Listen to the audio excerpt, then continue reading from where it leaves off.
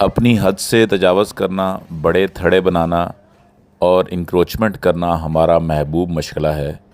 میرا مشاہدہ ہے کہ جس طرح مساجد بنا کر اس کے پیچھے انکروچمنٹ کی جاتی ہے، اسی طرح ہی انکروچمنٹ کرنے کا ایک طریقہ درخت لگانا بھی ہے، اور ہم درخت لگا کر انکروچمنٹ بھی کرتے ہیں۔ لیکن جب دیواروں کو اور انکروچمنٹ کو گرانے لگیں تو کھڑے درختوں کا خیال کریں، ان کو وہی اہمیت دیں جس طرح ہم انسانوں کو یا بچوں کو دیتے ہیں، اور ان کو احتیاط سے ایک جگہ سے دوسری جگہ منتقل کر کر بھی ہم انکروچمنٹ کو ہٹا سکتے ہیں۔